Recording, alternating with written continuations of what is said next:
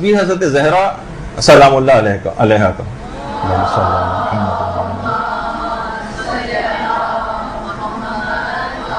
इसको कभी भी सरसरी अंदाज से ना पढ़े, बिल्कुल पूरे एतकाद के साथ पढ़ें, सिद्क़ नियत के साथ पढ़ें और मुकम्मल आदाब के साथ पढ़ें।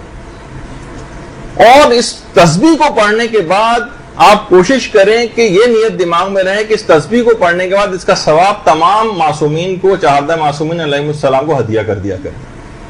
ये अजीब व गरीब तस्बीह, और कोशिश करें कि इस तस्बीह को आप उंगलियों के ऊपर भी पढ़ा करें, उंगलियों पर।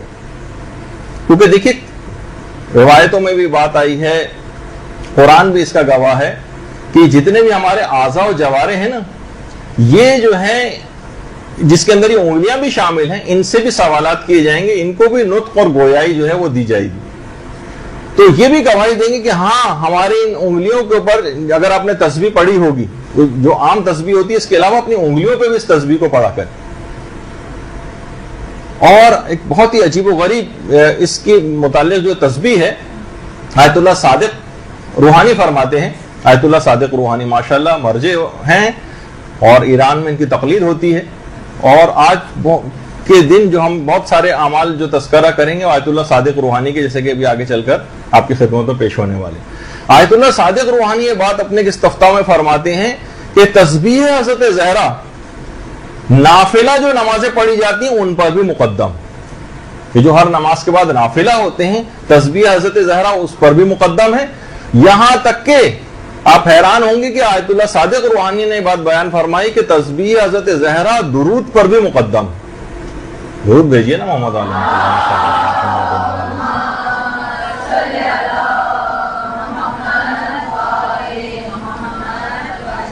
अच्छा, ये तस्बीह ये फकत रूहानी एतबार से तो इंसान को मजबूत बनाती है, जिस्मानी ज़ौफ को भी दूर करती है। आपको याद होगा कि इसका जो शान नज़ूल है इस तस्बीह को मिलने का, कि पैगंबर ने कब ये हज़रत ज़हरा को गिफ्ट किए थे, जब घर के कामों के लिए खादिमा की फरमाइश की थी। फिर पैगंबर ने ये तस्बीह हदिया की थी। तो उसके बाद हज़रत ज़हरा सलामुल्लाह अलैहा ने यही बात कही थी कि रज़ीतु अनिल्लाहि व रसूलिही, मैं अल्लाह और उसके रसूल से राजी हो गई। वरना देखा जाए तो एक आम औरत के लिए पैगाम है कि उसको ये बात बताई जाए कि मसलन आप कि घर में काम के लिए मुझे खादिमा की जरूरत है, तस्बीह बताई जाए, तो कहेगी भाई मैंने खादिमा को कहा, ये तो मुझे भी पता है कि बहुत सारी दुआएं जो पढ़ी जाती नहीं, उनको भी पता था कि इससे जिस्मानी ज़ौक़ जो था वो भी दूर हो जाएगा और हमेशा के लिए उनकी बरकत से तमाम साहिबान ईमान को इस अजीम तस्बीह जो है वो हासिल हो गई। और कितनी मुक़द्दस ख़वातीन ऐसी गुजरी हैं तारीख़ इस्लाम में कि जितने भी काम घरों में करती थी वो इस तस्बीह को अंजाम देते हुए, तस्बीह हज़रत ज़हरा को अंजाम देते हुए और बावजू होकर घरेलू काम अंजाम देती थी। खाना भी अगर पकाती थी तो तस्बीह हज़रत ज़हरा पढ़ा करती थी, राबिया शामिया। और इसके अलावा सैयद मुर्तज़ा और सैयद रज़ी की जो वालिदा गिरामी थी, ये देख लीजिए किसका है, उनकी जो वालिदा गिरामी थी, हर काम से पहले जो है वो तस्बीह पढ़ा करती थी।